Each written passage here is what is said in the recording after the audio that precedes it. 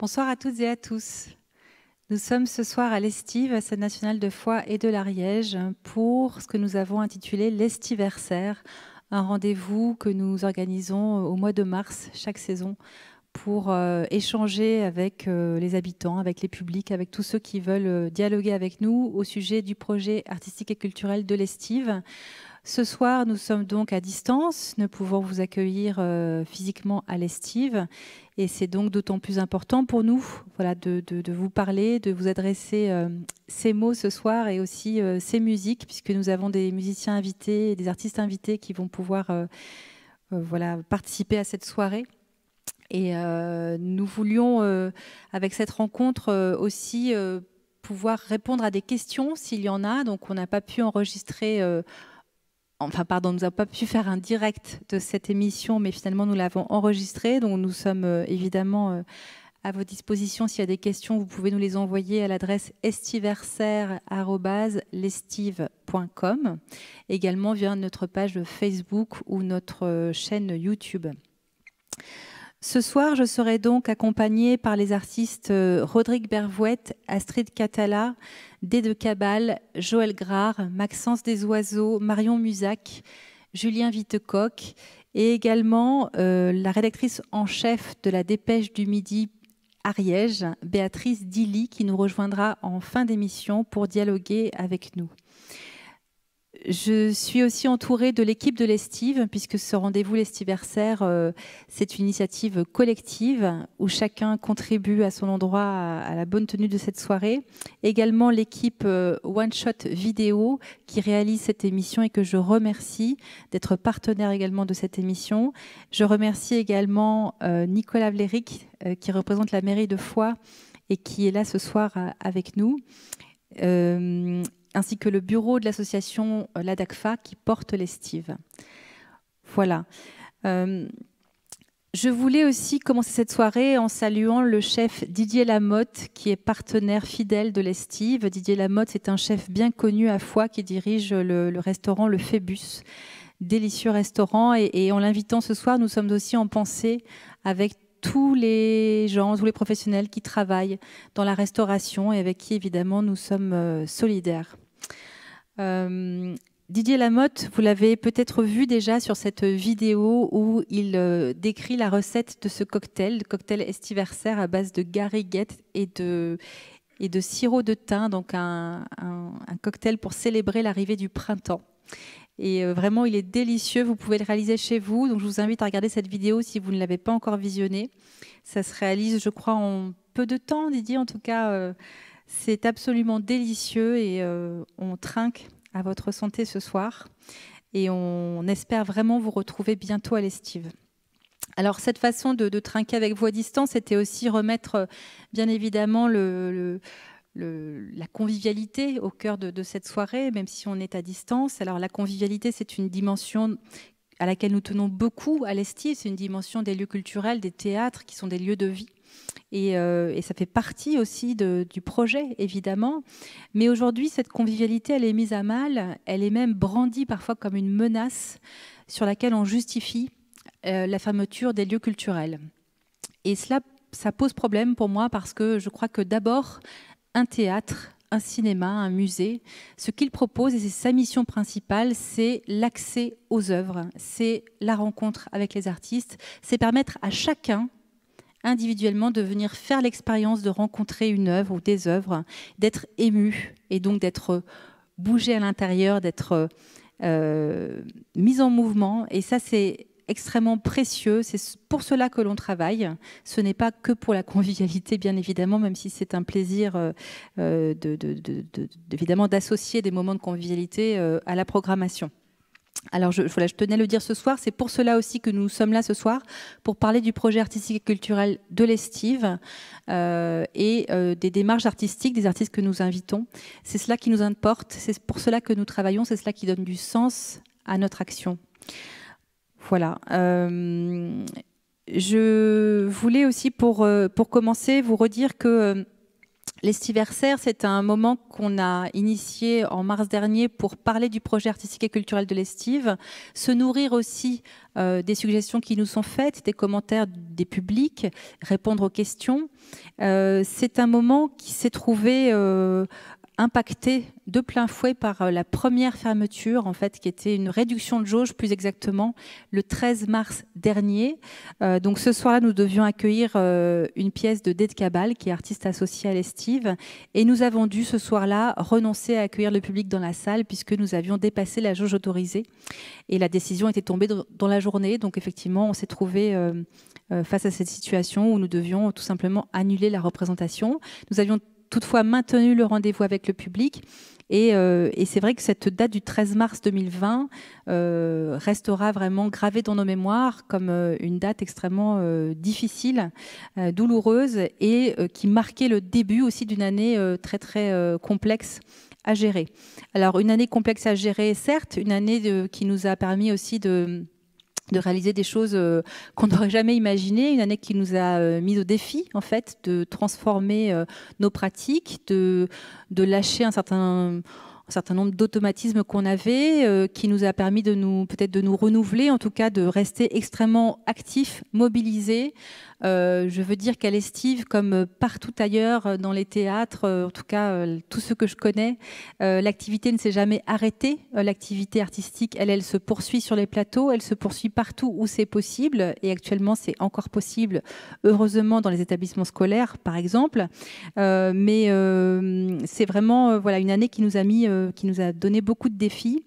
Et c'est vrai qu'aujourd'hui, un an après le début de cette crise, nous attendons vivement la réouverture. Et donc, nous nous associons évidemment à la mobilisation nationale pour la réouverture des lieux culturels. J'en parlerai en dernière partie d'émission lors du dialogue avec tous les intervenants et Béatrice Dilly. Voilà. L'Estiversaire, c'était une façon, il y a un an, d'annoncer vraiment les lignes de force de mon projet, mon projet donc, que j'ai lancé en 2019 pour la scène nationale. Un projet qui met à l'honneur la transdisciplinarité, vraiment la rencontre entre les arts du mouvement, donc la danse contemporaine, le théâtre physique, le mime, mais aussi les arts de la marionnette et du théâtre d'objets, en partenariat avec MIMA, qui organise un festival dédié à ces arts-là en été, mais avec une association avec laquelle on travaille toute l'année. Également le théâtre contemporain, les écritures d'aujourd'hui, pour le tout public, mais aussi pour le jeune public, qui est vraiment au centre de nos préoccupations. Donc il y a vraiment des projets dédiés au jeune public dans la programmation. Et puis aussi la photographie, puisque le hall de l'Estive est devenu un hall d'exposition depuis septembre 2019. Donc nous avons pu y accueillir des expositions. Cette première saison 2021, puisque c'était ma première vraie saison à 100%, elle me tenait vraiment à cœur parce qu'elle disait beaucoup de mon projet artistique, elle disait beaucoup de mes engagements, aussi d'une politique vis-à-vis des publics qui était assez renouvelée, notamment avec une tarification particulière pour les jeunes ou pour les personnes à faible revenu. C'était vraiment une année qui avait suscité un bel engouement de la part du public. On avait vu vraiment un sursaut important dès le début de la saison pour le renouvellement des abonnements, etc. Donc c'est vrai que c'est une année qui s'est interrompue un peu brutalement pour nous dès le mois de novembre. Et on avait envie ce soir de revenir un peu en image sur ce début de saison qui nous a nourris et qui nous a donné de l'élan quand même pour affronter cette année 2021. Donc on regarde en image le début de la saison 2021.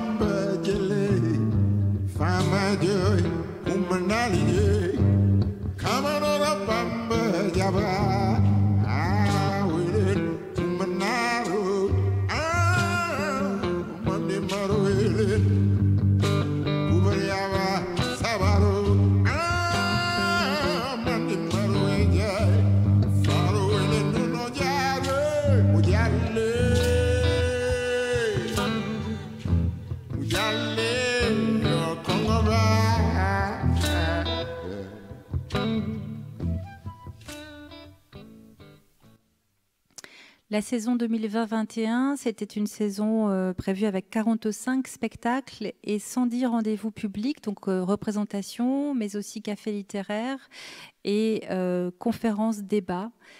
C'est une saison donc, qui, à ce jour, en tout cas à la fin mars, a 26 spectacles annulés, soit 36 représentations, 29 pour le tout public et 7 représentations jeunes publics. 16 spectacles sont d'ores et déjà reportés, donc soit sur la fin de l'année 2021, soit sur 2022. Vous trouverez tout le détail sur le site internet lestive.com. En tout cas, sachez que mon souhait, c'est vraiment de reporter le maximum de spectacles. D'abord, je le disais, parce que cette saison est ma première vraie saison à 100% et que je souhaitais vraiment cette programmation pour initier notre relation. Moi en tant que directrice artistique et vous public, parce que ça m'importe beaucoup aussi de construire une relation de confiance avec vous, que vous puissiez aussi me faire des retours sur les choix qui sont faits, qu'on puisse ensemble vraiment dialoguer et grandir ensemble dans une programmation qui soit, qui vous inspire confiance et qui puisse me permettre aussi d'aller de plus en plus loin dans la découverte d'artistes d'aujourd'hui. Donc cette saison, j'y tiens et je tiens aussi à honorer les engagements pris envers les artistes. D'une part, également les engagements pris avec les partenaires, puisque certains spectacles étaient prévus en partenariat avec d'autres théâtres, d'autres scènes du territoire d'Occitanie ou même de France ou d'ailleurs.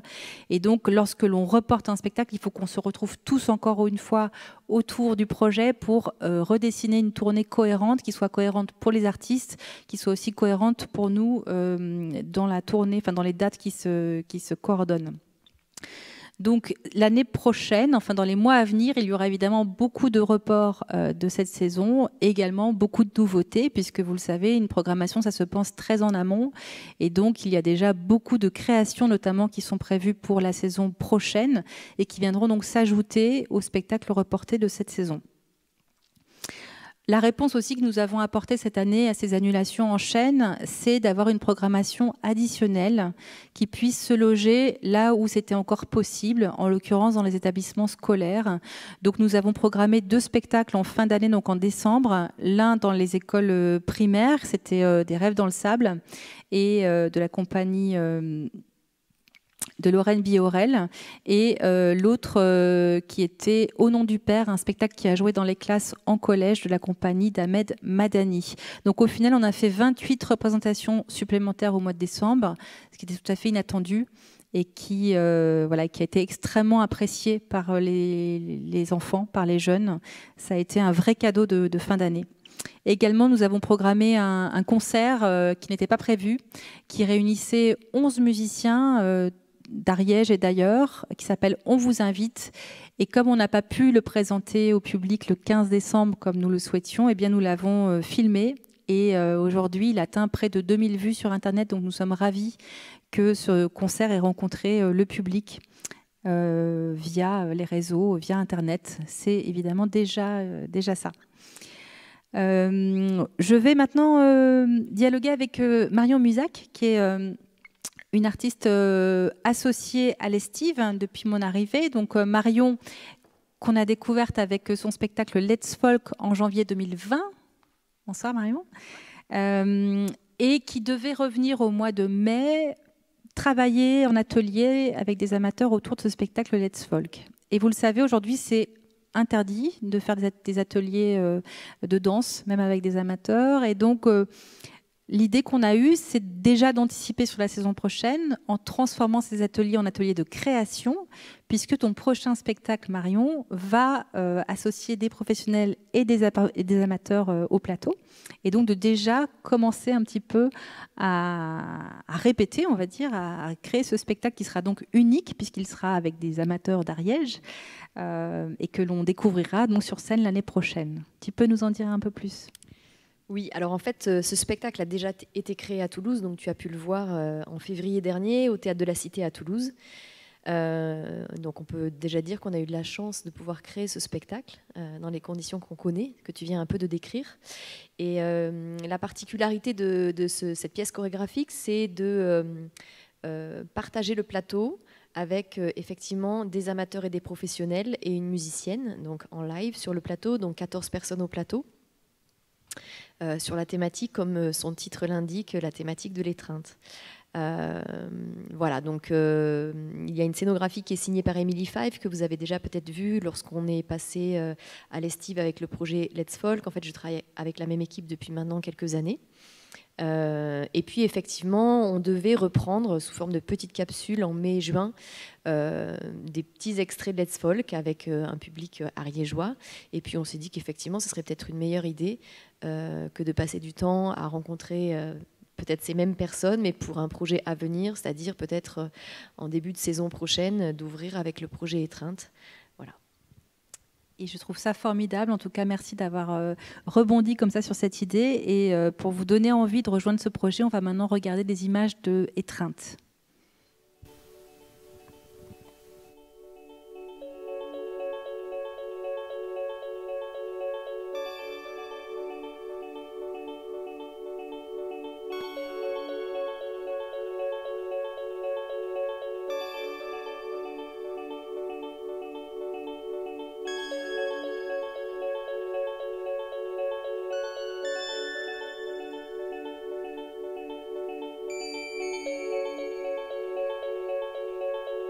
Can I say that the world has never been like this? When I know we're set on a big ball spinning. It's time for change, it's time for changing. Every time some at their own pace. But who's the power and who's the maker? Spinning high, here comes the good thing, good thing. Here comes the good thing. Here comes the good thing. Here comes the good thing.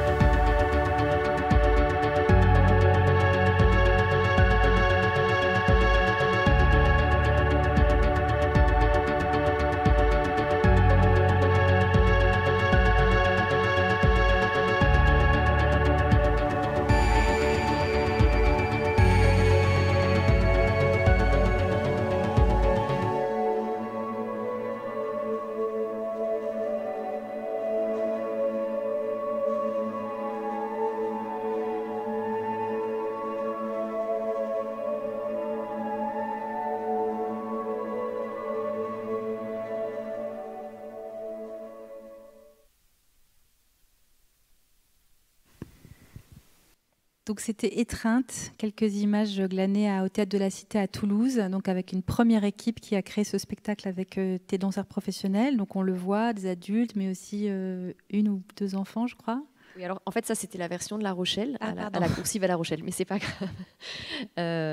Et oui, dans le spectacle en fait, l'idée c'est de pouvoir proposer le projet à des personnes différentes en fait, que ce soit par exemple un parent et son enfant, une personne plus âgée, des adolescents, voilà, des profils qui soient vraiment différents dans l'idée de constituer une communauté éphémère, des personnes qui ont envie de partager un moment, un temps fort une sensibilité aussi partagée. Et puis de la part des danseurs-interprètes avec qui je travaille depuis maintenant un petit moment, l'idée c'est vraiment de travailler sur cette notion de transmission, d'imprégnation et d'être dans un rapport un peu horizontal à la danse qui, je pense, a encore besoin d'être un petit peu plus démocratisé, d'être peut-être plus reconnu. Et des expériences partagées comme ça entre amateurs et professionnels, c'est un peu le fil rouge de tous les projets que j'ai menés jusque-là. Là, c'était un vrai défi parce que c'était un plateau partagé pendant 1 heure. Mais c'est sans regret parce que je pense qu'il s'est passé vraiment une chose très forte pour les personnes qui ont participé au projet. Évidemment, peut-être particulièrement en ce moment, mais tout de même. Et je dois dire pour ceux qui regardent aussi, parce que un corps qui n'est pas un corps de professionnel délivre plein d'informations, une sensibilité comme ça très, très immédiate, très à fleur de peau, et du coup qui nous touche, enfin en tout cas moi qui m'a touchée d'autant plus, et cette générosité aussi des danseurs, de travailler absolument avec tous les autres interprètes au plateau, d'inclure aussi cette musicienne, avec, vraiment dans le groupe, dans cette communauté, comme tu dis, c'était très émouvant. Donc, effectivement, ce spectacle va arriver sans doute en début de saison chez nous. Et tous ceux qui ont envie de participer, bien sûr, manifestez-vous. On va vous communiquer les dates d'atelier dès que possible. Voilà, merci beaucoup Marion pour cette présentation. Avec plaisir. Donc, on va poursuivre en parlant du jeune public, qui, je vous le disais, est aussi fortement impliqué dans notre projet, et c'est le seul public que l'on peut toucher actuellement, puisque les spectacles ne peuvent avoir lieu que dans les établissements scolaires aujourd'hui, 16 mars 2021. Donc depuis 1 an, voilà, nous apprenons à vivre un peu au jour le jour et à travailler en étroite concertation avec nos collègues de l'Éducation nationale pour savoir ce que l'on peut proposer dans les établissements. Alors on y va avec des spectacles, on y va aussi avec du cinéma, puisque l'Estive est bien sûr à la fois un théâtre, mais aussi un cinéma. Donc nous avons ces 2 possibilités, et nous avons rencontré de nombreuses classes depuis l'automne, enfin depuis la fermeture au public. Et à chaque fois, c'est un vrai cadeau que l'on se fait, qu'on fait aux enfants, mais aussi à l'équipe, de vivre ces moments-là. C'est extraordinaire. Alors je précise qu'évidemment, tout le protocole sanitaire est entièrement respecté, et que cela n'empêche pas d'avoir des spectacles et du cinéma dans les écoles, et que c'est vraiment un accueil tellement fort à chaque fois que ça nous encourage sans cesse à recommencer. Depuis la rentrée des vacances, là, on a également repris des ateliers avec des artistes, notamment Patrice Thibault qui devait venir avec son spectacle Franito, et qui finalement reviendra en juin, les 17 et 18 juin, pour jouer ce spectacle 2 fois reporté. Il a eu la générosité de venir faire une journée d'atelier avec 2 classes, donc une classe le matin, une l'après-midi, autour du théâtre, du mime, et voilà, ce qui le concerne particulièrement lui. Et on a eu des retours extraordinaires du public. Je voudrais dire que si vous avez envie comme ça d'avoir un petit peu des échos de ce que l'on fait, il y a aussi la parole de ceux qui participent, qui est diffusée sur le site internet. En fait, on a mis tous les messages du public, tous les messages de ceux qui participent aux ateliers en boucle sur le site internet pour que vous ayez accès. Voilà. Prochainement, nous aurons une répétition ouverte d'une création de Kamiko, jeune chorégraphe installée dans l'Aude. Sa compagnie s'appelle Pourquoi le chat, et donc elle viendra finaliser un petit peu ses travaux, se confronter à quelques regards d'enfants, parce qu'à chaque fois on sera sur des toutes petites jauges. Et puis il y aura aussi Yvain Juillard qui est un metteur en scène et comédien français mais installé en Belgique, et que l'on accompagne pour une prochaine création, et qui viendra avec une conférence théâtralisée sur le cerveau. Voilà, qui rencontrera donc des lycéens. Pour vous donner un petit peu un goût plus sensible de tout ça, on vous propose quelques images donc rétrospectives des actions, des ateliers menés particulièrement donc avec les enfants et les jeunes.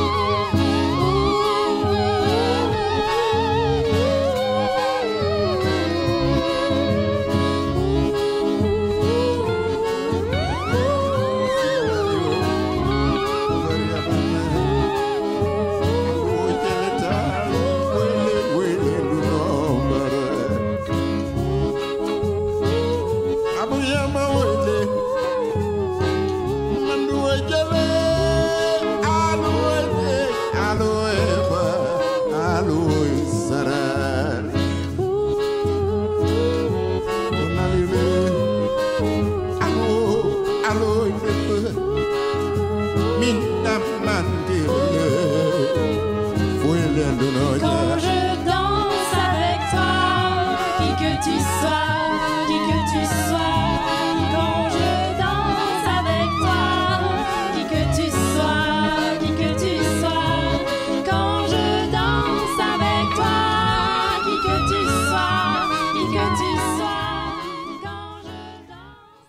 La musique qu'on a associée à ces images est tirée du concert On vous invite, que nous avons donc capté en décembre dernier avec un beau plateau d'artistes. Et là, vous entendiez particulièrement les Coco Pralines, Pahamat, Maxence des Oiseaux qu'on va retrouver tout à l'heure et plein d'autres. Voilà, donc je vous invite à regarder ce concert sur la chaîne YouTube de l'Estive si vous voulez l'écouter complètement.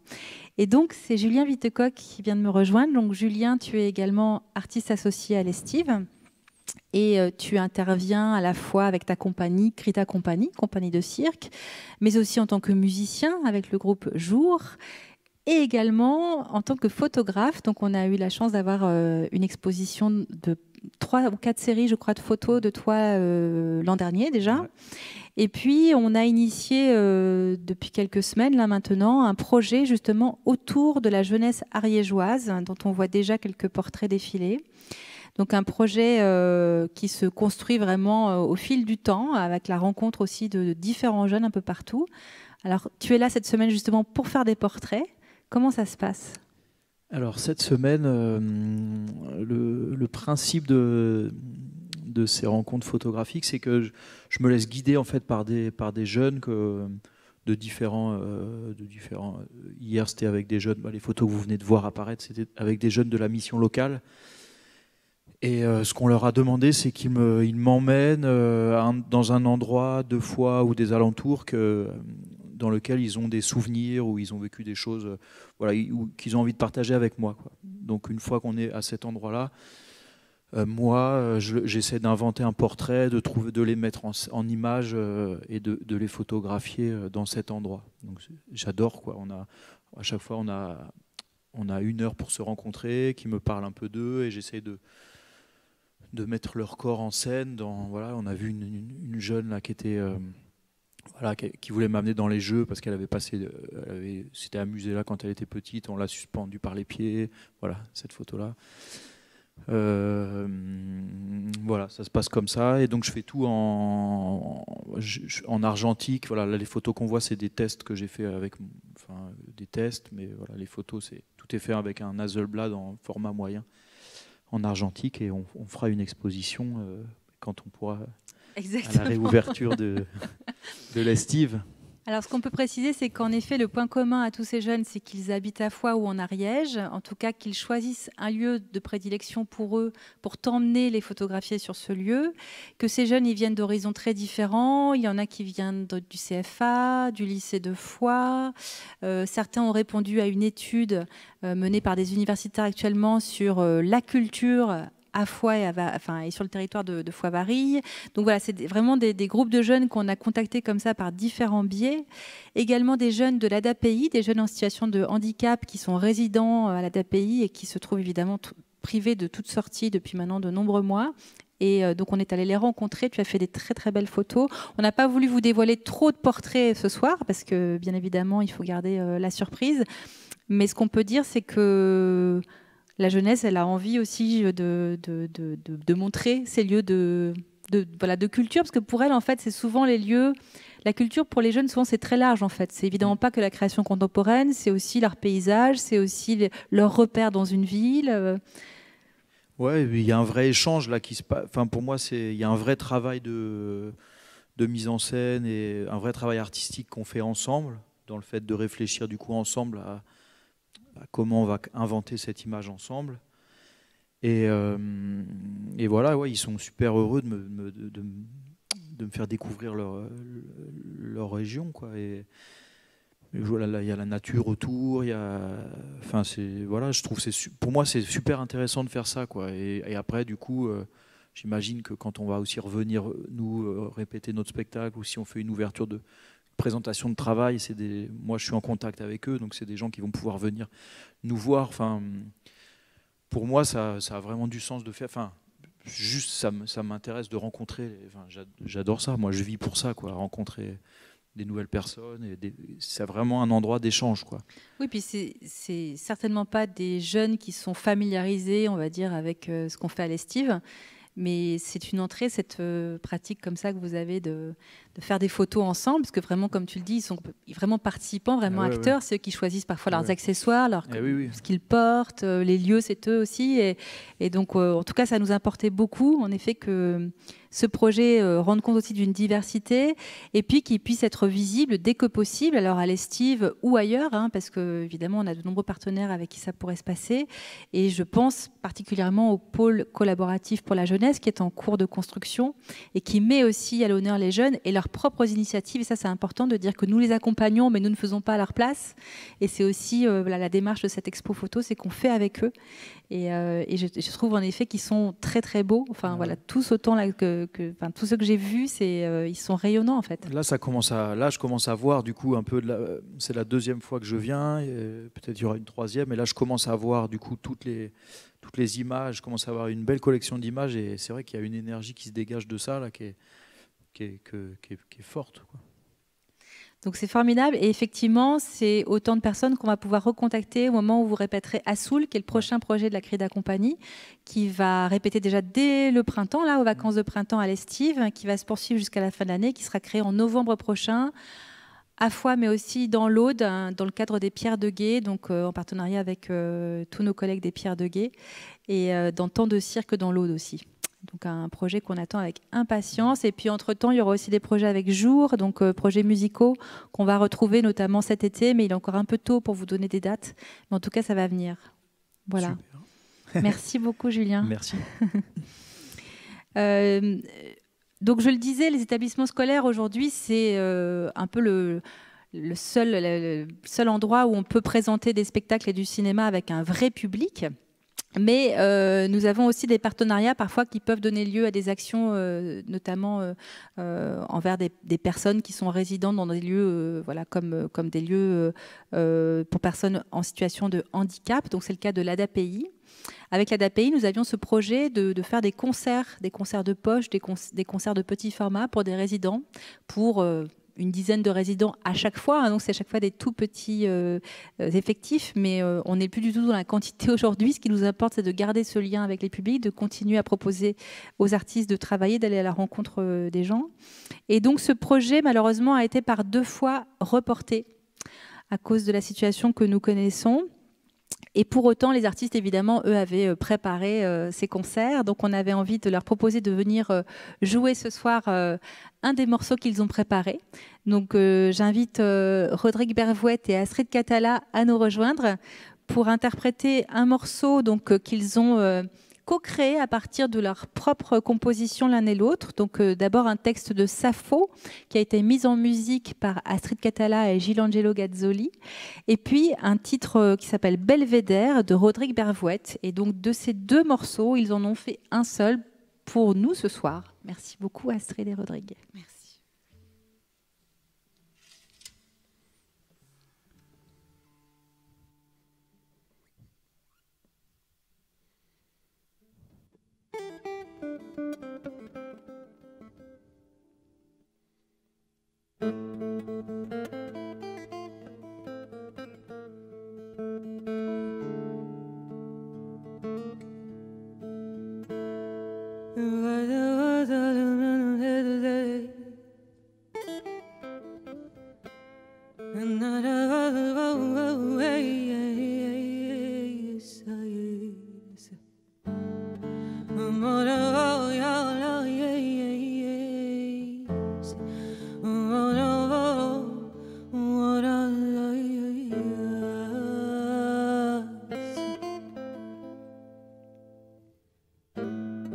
Heureux,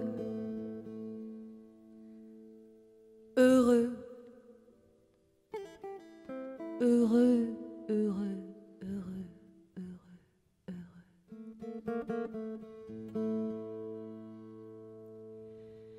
Heureux qui près de toi pour toi seul soupire, qui jouit du plaisir de t'entendre parler,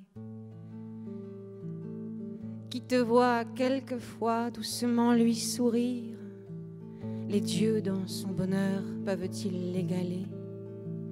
Je sens de veine en veine une subtile flamme courir par tout mon corps sitôt que je te vois. Et dans les doux transports où s'égare mon âme, je ne saurais trouver de langue ni de voix. Un nuage confus se répand sur ma vue. Je n'entends plus, je tombe en de douces langueurs.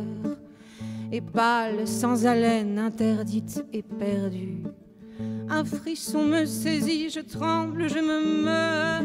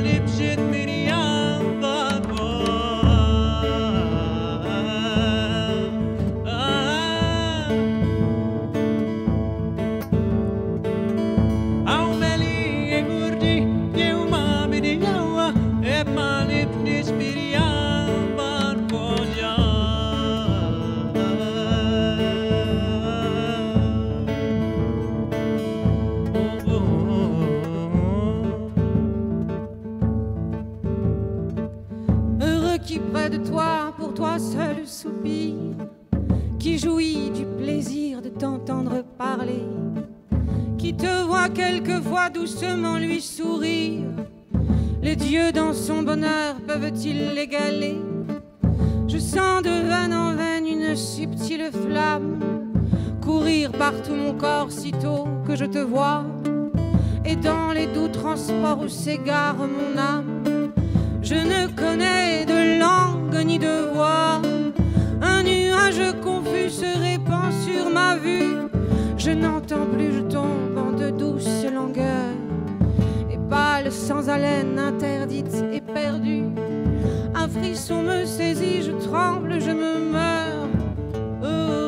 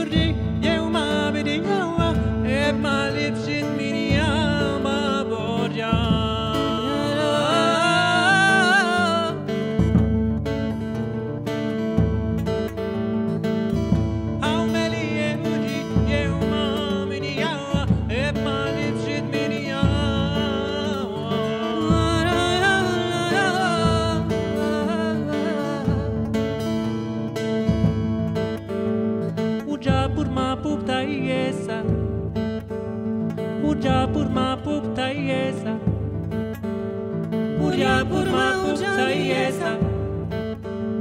Uria purma pum taiesa. Uria purma pum taiesa.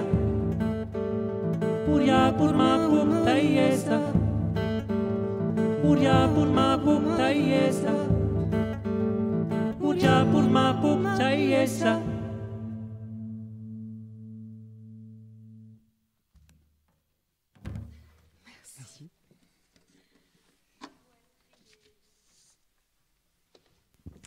Bravo Astrid et Rodrigue et merci beaucoup de nous avoir partagé ce morceau que vous avez donc préparé pour vos concerts prévus à l'ADAPI, donc qui devait avoir lieu déjà il y a un petit bout de temps. Et est-ce que vous avez envie de nous en dire un petit peu plus sur ce que vous faites ensemble, sur comment vous vous préparez du coup à la date qui va bien finir par arriver? A priori, elle sera reportée en avril. Oui, c'est ça, mais plus on attend, mieux ce sera, on espère. En tout cas, ce duo-là, il est directement issu des rencontres que tu as favorisées, finalement, qui se sont faites au sein de l'Estive.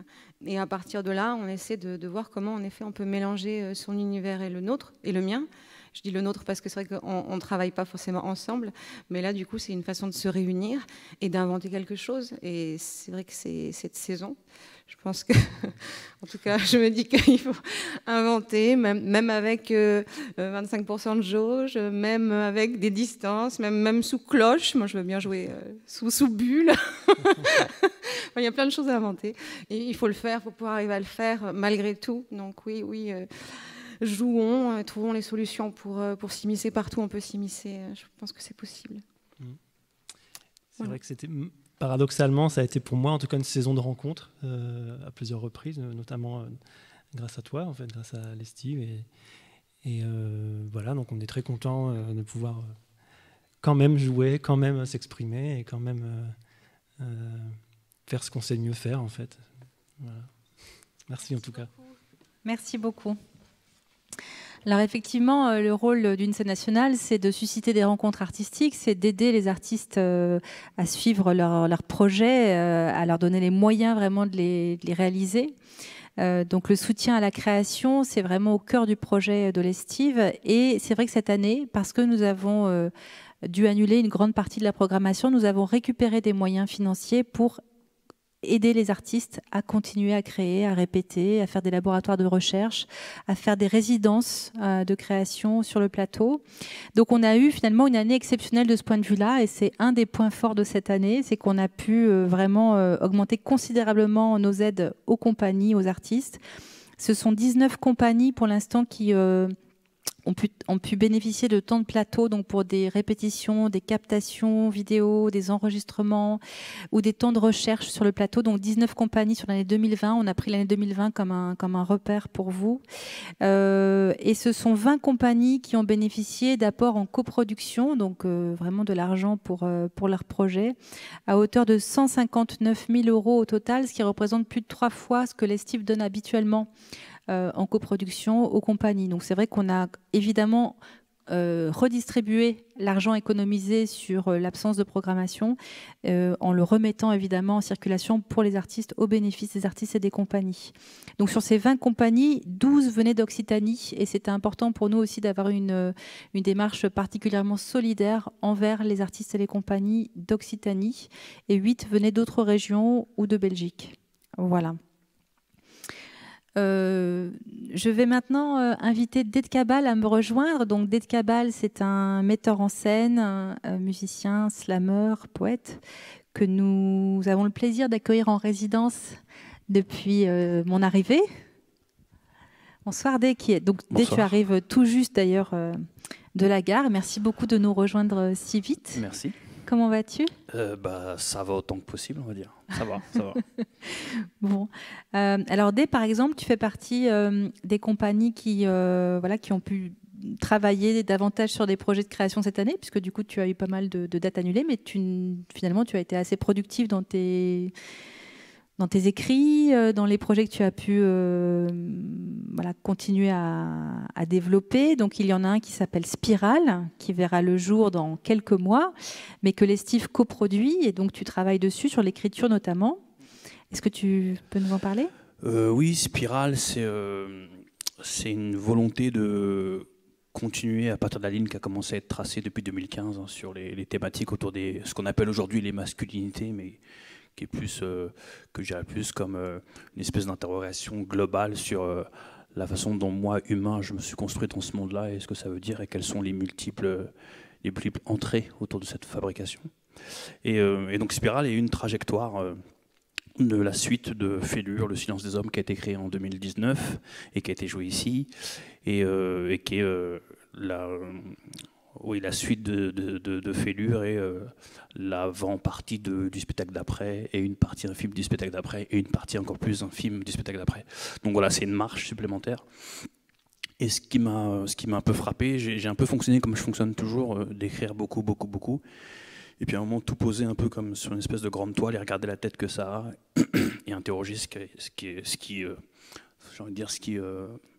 qui arrive à agir l'écriture seule, quoi. C'est ça qui m'amuse de dire, voilà, de replonger dans mes écrits et dire j'ai écrit ça à ce moment-là, ça voulait dire ça, aujourd'hui je le lis comme ça et ça veut dire autre chose. Et donc après un gros travail d'écriture, et j'ai un peu assemblé les pièces d'un puzzle et je me suis dit que contrairement à d'habitude, peut-être qu'il fallait pas plus assembler ce puzzle-là et de donner comme ça à entendre les espèces de fragments qui avaient été écrits. Et Spiral, voilà, c'est une réflexion comme ça, c'est une espèce de portrait familial, comme si on prenait 4 familles différentes et qu'on prenait ici l'enfant, ici l'ado, ici le couple, ici le fils ou la fille, et qu'on disait, ben voilà, ce n'est pas la même famille, mais c'est la même famille. Qu'est-ce que ça veut dire si c'est pas la même famille? Qu'est-ce que ça veut dire si c'est la même famille? Et voilà, comment on rentre dans cette spirale-là. Donc voilà, c'est en phase d'écriture. Hein. Je suis, si tout va bien, j'aurai fini courant avril. Donc je suis vraiment dans la dernière partie qui est la plus excitante, où moi je répète beaucoup à voix haute, j'entends comment ça sonne, et je fais voilà, les dernières choses. Et la particularité de ce spectacle, c'est qu'a priori je ne serai pas sur le plateau. J'ai envie de me dédier vraiment complètement à la mise en scène et de trouver les interprètes pour jouer ce texte-là. Donc voilà, c'est une phase importante de ma trajectoire, on va dire. Est-ce que tu as prévu de nous partager un peu de texte ce soir? Un morceau, ouais. Tu as besoin de musique ou pas? On s'est calé avec la régie. Donc ça, ce serait dans l'épisode 2, qui met en scène un jeune homme. On ne sait pas si c'est un lycéen ou un collégien, c'est pas très clair. Au collège, déjà, certains profs arrivaient et on voyait que ça ne pouvait pas fonctionner.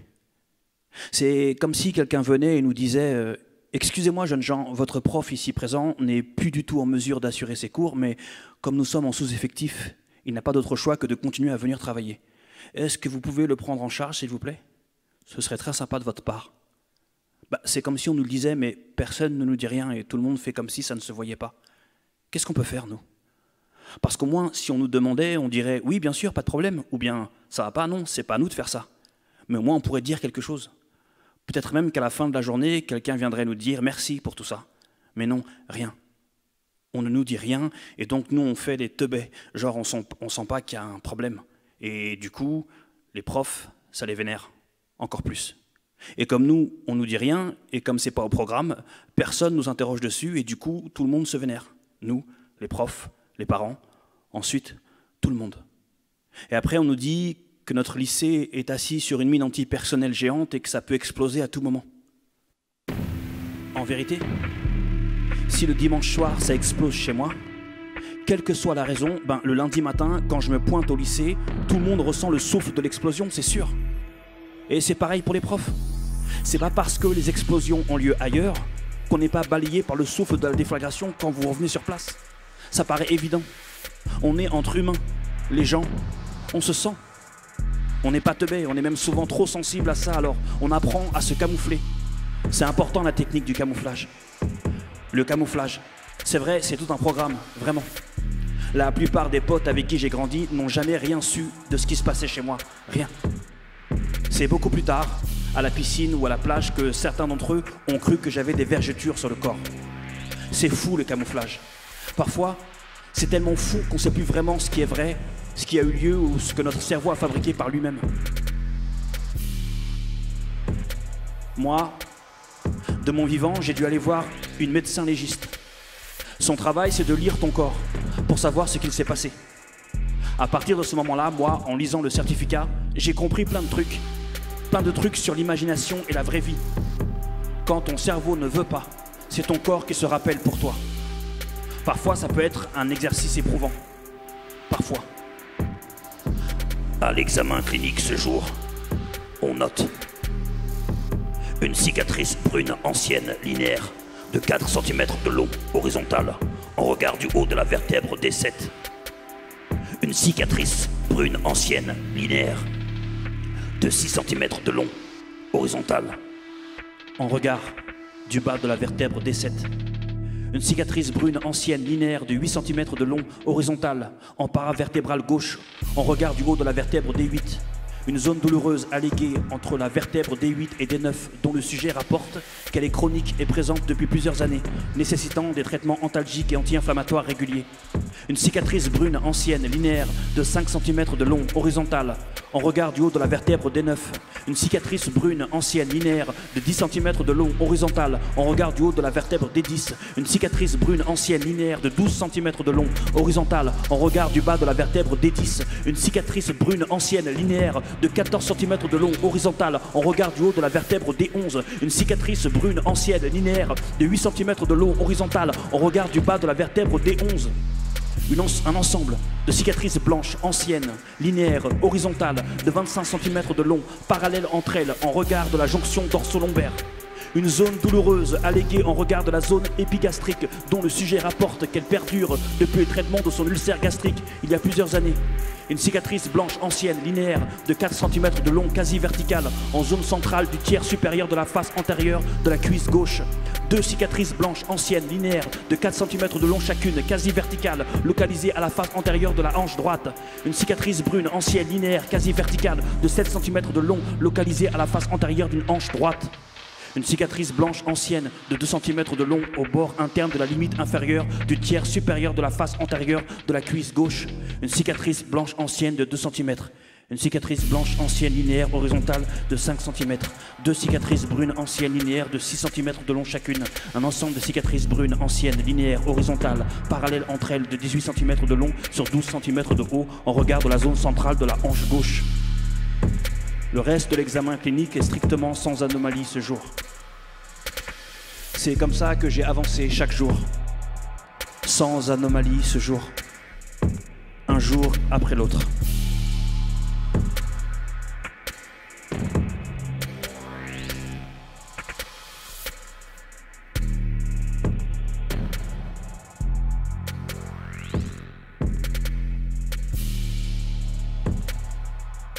C'est tout pour ce soir.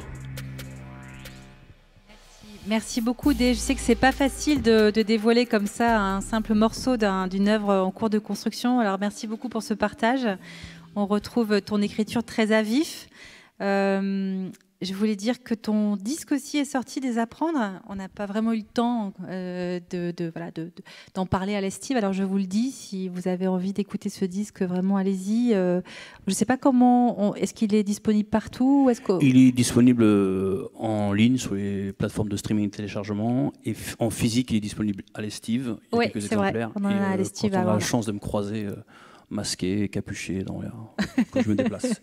Mais voilà, on est plutôt sur du non physique, et pour le physique, il faut avoir de la chance, il faut se croiser, puisque tout est fermé de toute façon.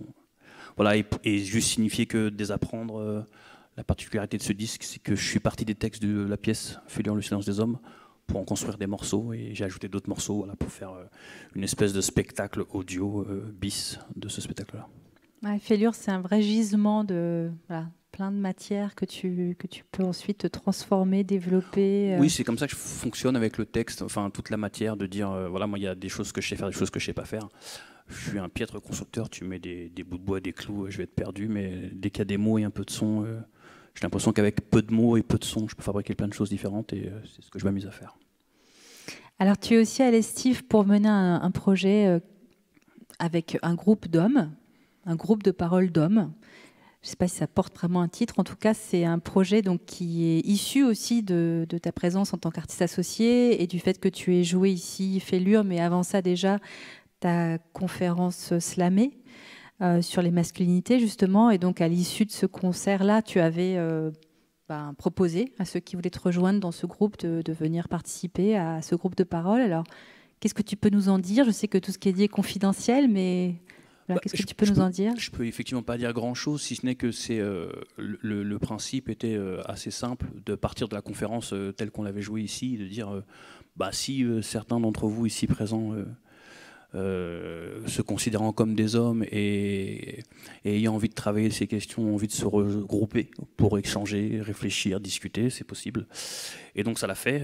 Quand on a ouvert le groupe un an après, il y a eu quelques personnes qui sont venues. Donc voilà, depuis on se voit une fois par mois, on discute. On approche de la fin de la saison, de la fin du projet. Donc voilà, c'est très très intéressant. C'est des choses qui ont existé comme ça, de manière parcellaire à différents endroits, sur des durées plus ou moins longues. Et c'est toujours très enrichissant de partager ces moments-là entre hommes sur ces questions et d'un peu gratter là où ça pique, d'appuyer là où ça gratte. Donc c'est plutôt agréable et ça se passe plutôt très bien. Actuellement, tu as un groupe aussi en région parisienne, c'est ça? Alors, on avait un groupe qui s'est arrêté après avoir beaucoup travaillé et qui va fabriquer autre chose maintenant.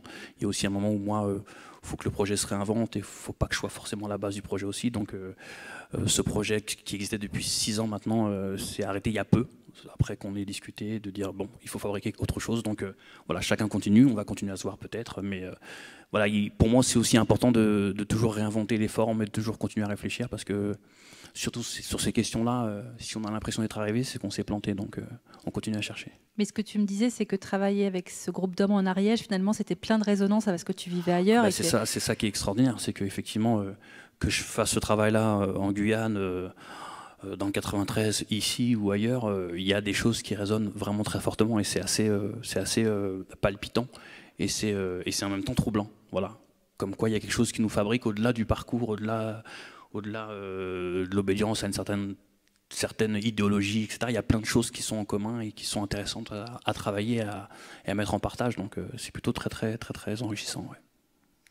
Merci beaucoup, en tout cas, de nous avoir partagé ça. Et peut-être que ce groupe d'hommes, un jour, on aura la chance aussi de transformer ce groupe en peut-être autre chose. Tout est possible. Et voilà, tout est possible. Et c'est ça aussi qui est très intéressant avec toi, c'est que toutes tes matières artistiques sont extrêmement vivantes et plastiques. Et du coup, on peut inventer avec toi plein de projets.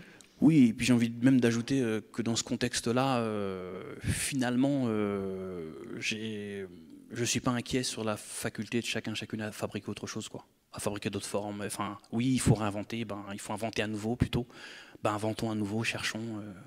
Voilà. Quand le marketing est arrivé dans le milieu du disque, on a cru que ça allait tuer le milieu du disque. Aujourd'hui, il n'y a plus de marketing. Enfin voilà, tout change, tout bouge, tout. Donc continuons. Moi, il y a des trucs, c'est compliqué, ça n'a jamais été simple.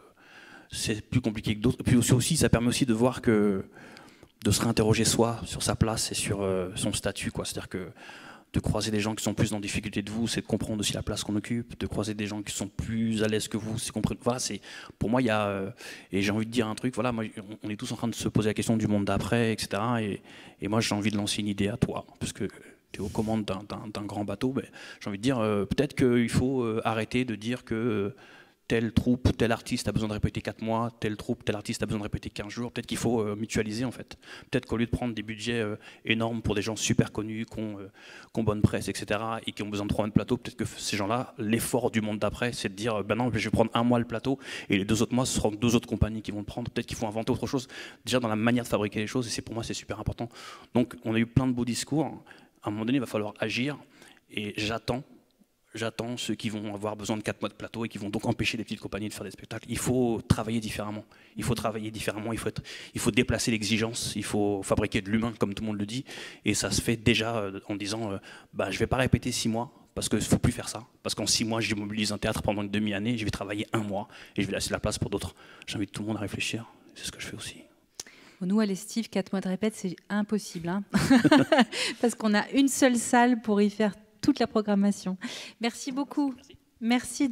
Donc effectivement, l'Estive, c'est ce lieu-là, c'est aussi un projet itinérant qui va se loger partout où c'est possible, dans les gymnases, dans les salles des fêtes, dans les établissements scolaires, dans les établissements socioculturels, pour amener le spectacle vivant au plus près des habitants, en milieu rural, en Ariège, mais aussi dans l'Aude, avec des partenaires audois dans le cadre des Pierres de Gué.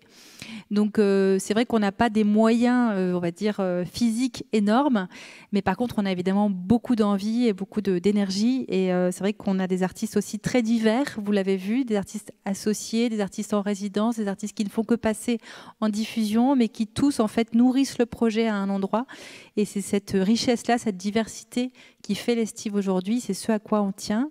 Je dois dire que pour les résidences, en effet, on a pu rallonger les temps de résidence grâce à l'inactivité de la programmation. Mais qu'en temps normal, c'est vrai qu'en dehors des vacances scolaires, on manque vraiment d'espace de résidence. Alors je lance un appel à tous les élus qui en Ariège ont des salles communales, des salles des fêtes, des lieux qu'ils voudraient faire vivre avec des résidences artistiques. Nous avons vraiment envie, nous avons besoin aussi de lieux pour faire des résidences artistiques en Ariège. Donc n'hésitez pas à venir vers nous pour qu'on en parle. Évidemment, une salle de répétition mutualisée à Foivary serait aussi bienvenue, mais ça, les élus le savent, parce qu'aujourd'hui, c'est vrai que l'Estive n'a pas assez d'espace de travail pour accueillir toutes les demandes qui nous arrivent. Voilà. Je voulais vous dire aussi qu'en ces temps de fermeture au public, on a essayé nous aussi de nous réinventer d'une certaine façon en mettant en ligne des propositions artistiques. Alors, il y a le hashtag Culture chez vous qui a été largement utilisé par la plupart des lieux culturels pour justement partager des contenus artistiques et culturels et nourrir le maximum de curieux à travers les réseaux, à travers Internet. À l'Estive, on a aussi systématisé l'enregistrement des cafés littéraires, donc les passagers du livre. Depuis le début de ce projet, les enregistrements étaient audio puisqu'il y avait une diffusion sur Radio Transparence, et désormais c'est aussi en images, et donc nous projetons les vidéos. Nous avons eu des auteurs absolument passionnants ces derniers mois. Dernièrement, vendredi dernier, c'était Céline Curiol qui était là pour parler de son livre Les lois de l'ascension, paru chez Actes Sud, absolument passionnant. On a eu Catherine Blondeau au mois de septembre avec son roman débutant. On a eu Capitaine Alexandre. On aura Philippe Torreton au mois de mai. On aura des gens vraiment passionnants. Donc je vous invite à retrouver les passagers du livre sur le site de l'Estive. Nous avons également tenu à maintenir une programmation de cinéma, alors qui a commencé par la 25e heure, plateforme de cinéma en ligne qui permettait de voir des films suivis de débats. Et depuis quelque temps, nous avons rejoint La Toile, plateforme de cinéma en ligne également, sur laquelle nous pouvons vraiment vous proposer une sélection de films, donc 15 films tous les 15 jours, qui dépendent vraiment des mêmes critères de programmation que ce que nous proposons toute l'année à l'Estive en général. Donc c'est Marie Vidal, notre responsable cinéma, qui fait cette programmation pour tous, en lien aussi avec les temps forts auxquels nous tenons, que ce soit les Toons débarquent, que ce soit le Cinémino, que ce soit les soirées thématiques, que ce soit Ciné Espagne, Ciné Latino, etc. Donc vous pouvez retrouver toutes ces propositions de cinéma sur La Toile. Vous retrouverez le lien aussi sur le site internet. Et puis, je vous l'ai dit plusieurs fois, donc on a eu en décembre un concert exceptionnel qui réunissait 11 artistes, parmi eux 8 artistes ariégeois, qui, comme tous les autres, évidemment, pâtissaient beaucoup de ce manque d'activité, mais qui me paraissait important de mettre aussi à l'honneur. Alors évidemment, ce ne sont que 8 artistes ariégeois, il y en a plein d'autres, mais voilà, ça s'est trouvé comme ça. C'était des rencontres, c'était aussi des sensibilités communes qui pouvaient s'accorder pour partager un projet, pour partager la scène, le temps d'un concert. Et ils ont été remarquablement à l'écoute les uns des autres pour créer ce concert en très peu de temps. Il y avait avec eux aussi Capitaine Alexandre en trio, donc qui les a rejoints pour l'occasion. Parmi les musiciens ariégeois, il y avait Maxence Desoiseaux, un flûtiste qui habite à Puyvert, donc une ville où l'Estive programme aussi de temps en temps, et qui nous a vraiment intéressés avec un univers très très singulier, issu du fin fond des âges, mais aussi avec toutes sortes d'instruments, toutes sortes de flûtes très intrigantes. Et on avait envie de lui proposer, donc pendant une semaine en laboratoire, une résidence avec d'autres musiciens pour affiner certains morceaux, pour en enregistrer, qu'il puisse vraiment étoffer son répertoire. Et donc nous l'avons invité ce soir, Maxence, si tu veux bien nous rejoindre, avec Joël Grard, un musicien percussionniste que nous aurons aussi la joie de retrouver en juin pour un concert, donc pour une série de concerts d'ailleurs, puisqu'il y aura des concerts à domicile partagés avec Kaori Ito, et puis il y aura un concert en solo le 12 juin à l'Estive. Donc Joël et Maxence viennent de se rencontrer, ils commencent la semaine de résidence ensemble et ils ont déjà une proposition à nous partager, donc merci beaucoup à vous.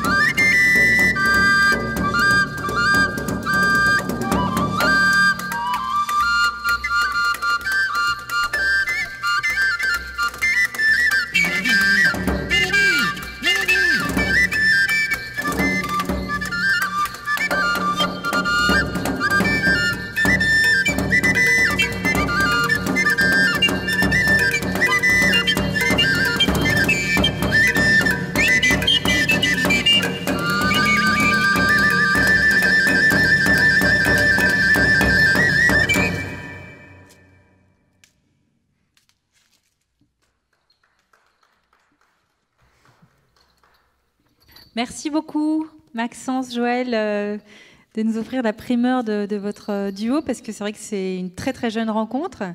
Maxence, est-ce que tu veux nous dire un petit mot de ce que vous venez de jouer ?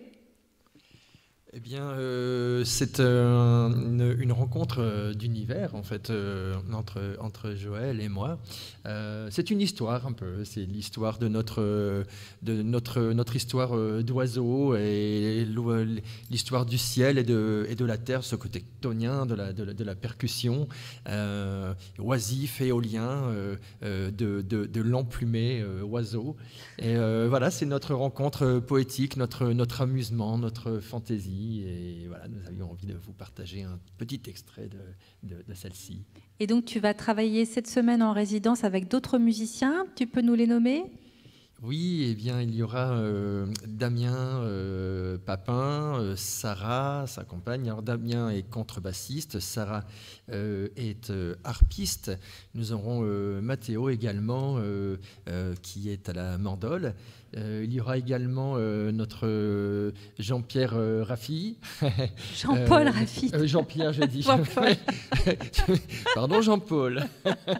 Notre cher Jean-Paul Raffi qui sera aussi des nôtres. Et nous allons travailler sur quelque chose que nous enregistrerons donc vendredi prochain. D'accord. Merci beaucoup, Maxence. Peut-être tu peux rester avec nous, mais on va maintenant proposer à Joël, comme Joël, tu reviens en juin, donc là c'est bon, tu reviens vraiment, parce que tu devais déjà venir en juin 2020 et ça a été annulé pour les raisons qu'on connaît. Donc là tu reviens en juin avec Kaori Ito, donc pour une série de performances qui sera donnée à domicile, et puis tu reviens ici sur ce plateau le 12 juin avec tout un instrumentarium de percussion, et tu vas nous donner un des morceaux de ce concert là peut-être ?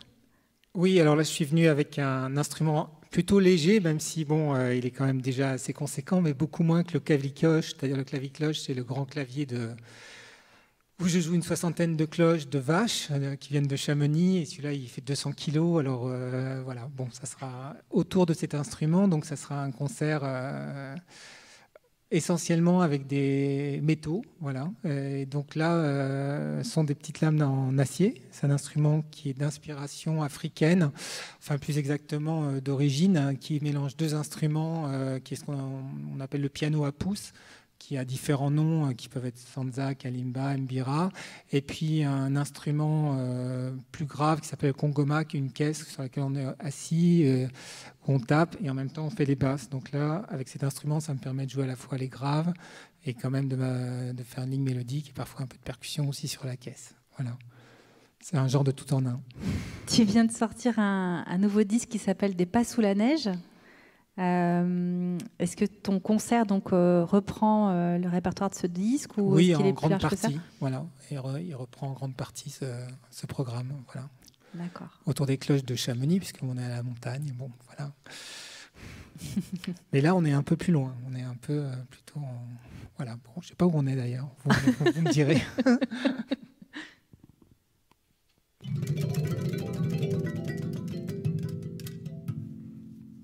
Par exemple, il ne faut pas mettre une chemise avec des boutons quand on joue ce genre d'instrument. Je recommence. J'ai fait la répétition en t-shirt.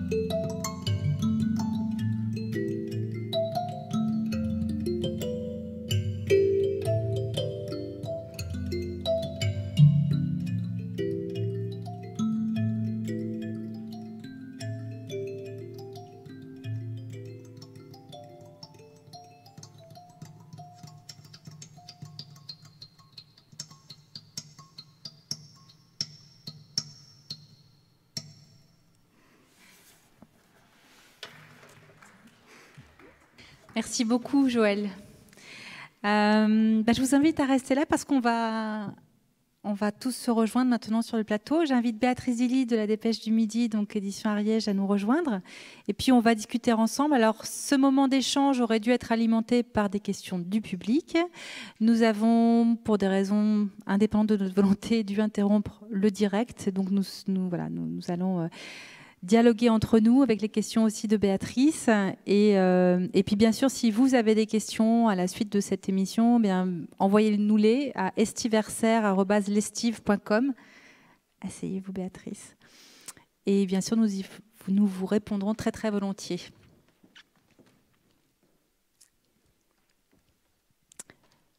Voilà, Julien, Marion, Dé de Cabal, si tu veux nous rejoindre, je ne sais pas où tu es.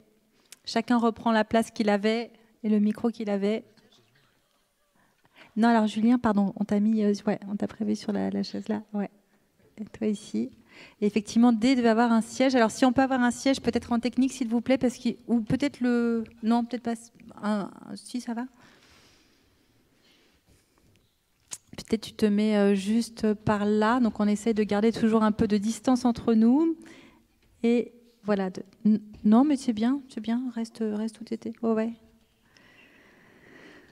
Voilà, donc Béatrice, merci encore d'être avec nous ce soir pour ce rendez-vous assez particulier qui mêle à la fois des moments de partage artistique et puis aussi des informations très pratiques sur la situation de l'Estive aujourd'hui, sur l'activité ou la non-activité, en tout cas ce qui a pu se passer cette dernière année, puisque ça fait déjà 1 an que nous sommes dans une situation assez exceptionnelle de crise.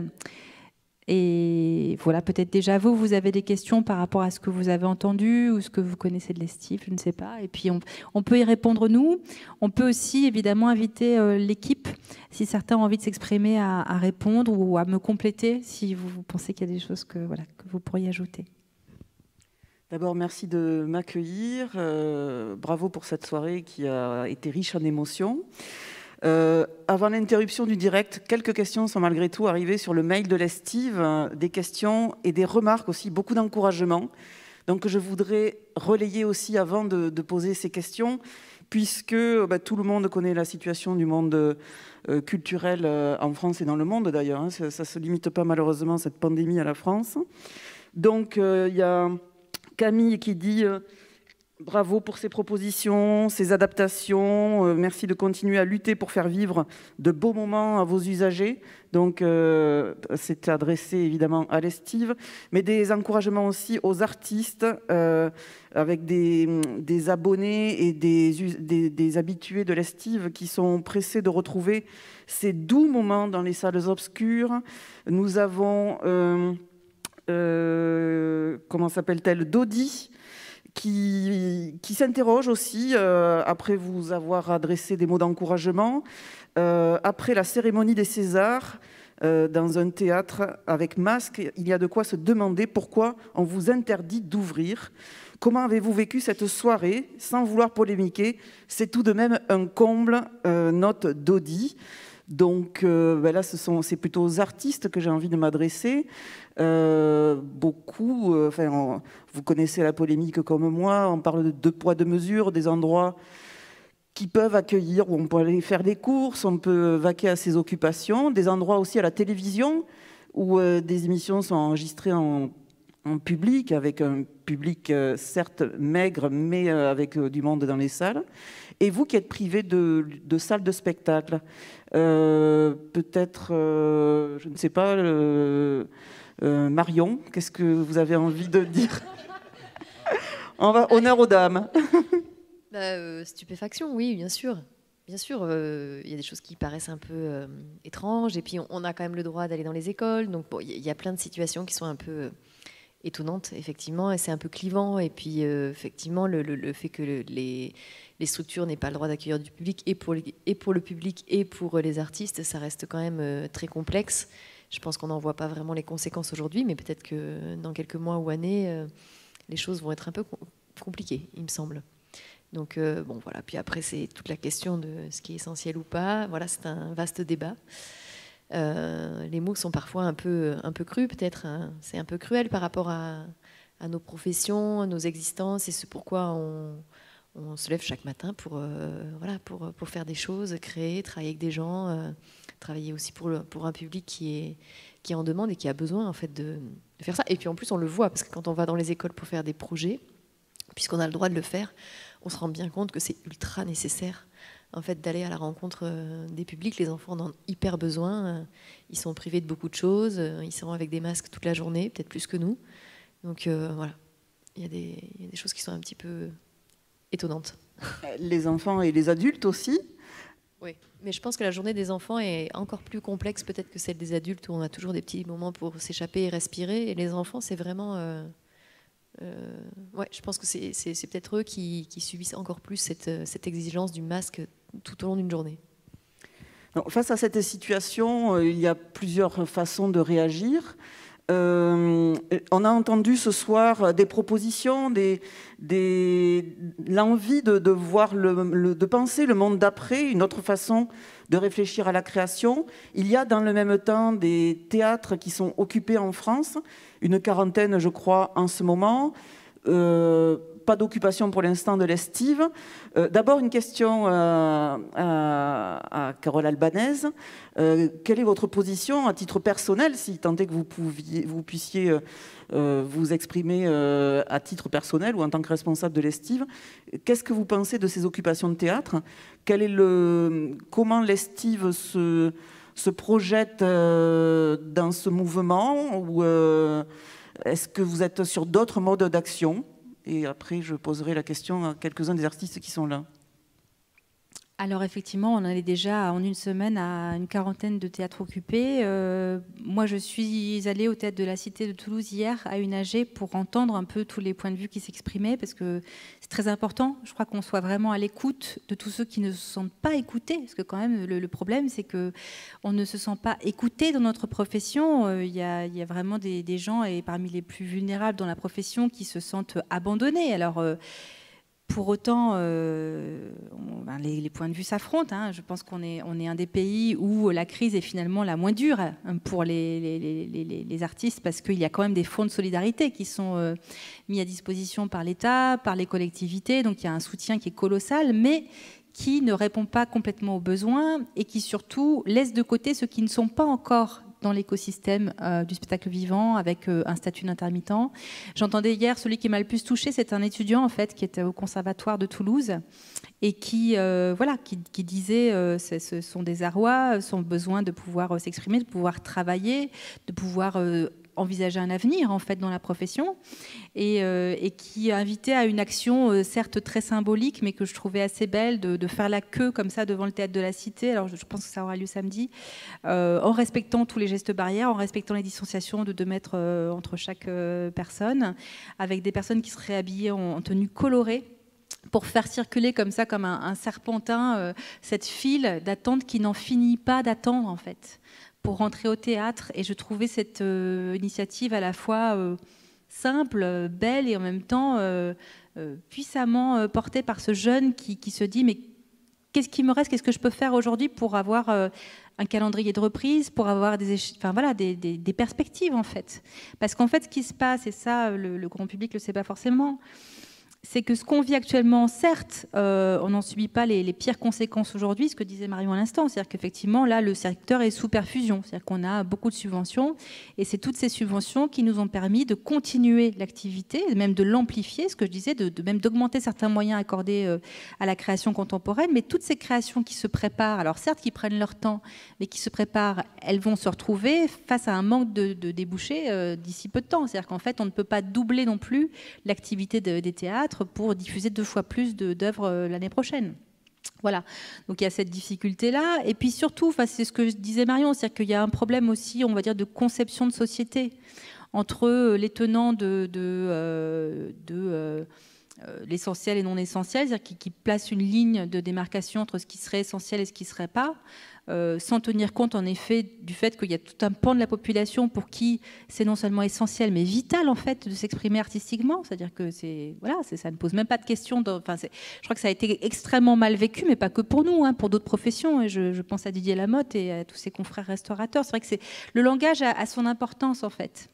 Donc déjà, et en dessous du langage, il y a une conception de la société, des êtres humains, de ce que nous avons à faire sur cette terre. Et puis il y a aussi le temps qui passe, c'est-à-dire qu'il peut y avoir aussi des décisions qui sont comprises sur un temps assez court, on va dire, raisonnablement compté. Et puis il y a ce temps infini là qui se déroule avec une absence totale de calendrier de reprise. Et là, ça rend certains complètement furieux, quoi. Et le problème des occupations, même si évidemment je les comprends, c'est que forcément, c'est pas pour le coup, c'est très difficile de respecter correctement les protocoles sanitaires dans nos théâtres avec des occupations de gens qui se massent parce qu'ils sont de plus en plus nombreux. Donc effectivement, voilà, c'est difficilement. Enfin, et du coup, c'est comme si la cocotte minute était en train d'exploser, quoi. Et c'est dommage d'en arriver là, en fait. Moi, ce que je dis, c'est que c'est fort dommage parce que les syndicats se sont vraiment mobilisés, ont été extrêmement actifs et coopératifs depuis le début de la crise pour acter des décisions en concertation avec le gouvernement, et voilà, vraiment prendre des décisions qui prennent vraiment en compte la réalité de nos métiers, qui sont divers, avec beaucoup de gens qui sont dans l'intermittence de l'emploi. Et tous ces gens qui sont dans l'intermittence de l'emploi et dans la précarité, aujourd'hui, ils se sentent vraiment au bord du gouffre. Ils n'ont, pour certains, plus rien à perdre, en fait. Donc, quand on en arrive là, c'est qu'effectivement, ça va nous déborder et qu'il faut absolument, je pense, trouver des solutions. Alors, voilà, c'est ce que je peux dire aujourd'hui. Moi, avec plein d'autres collègues, on a signé dès le mois de novembre un appel au gouvernement pour la réouverture des lieux culturels. Je peux peut-être le lire si ça vous va, parce que je pense que c'est ce qu'il y a de mieux, c'est de lire ce que nous avons ensemble écrit. Donc nous étions 500 directeurs de lieux culturels, tous domaines confondus, toutes disciplines confondues, du public comme du privé. Et nous avons donc écrit ce message.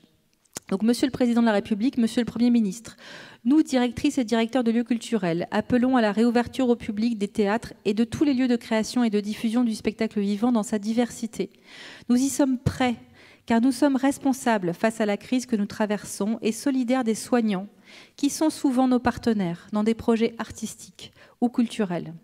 Nous y sommes prêts, car dans nos lieux, les protocoles et les gestes barrières sont scrupuleusement respectés pour préserver les équipes, les artistes et les publics.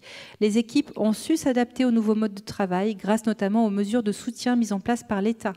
Nous y sommes prêts, car nous sommes réactifs, comme nous l'avons prouvé dès le mois de juin en proposant des actions et des projets en direction de la jeunesse et de la population adaptés à la situation sanitaire.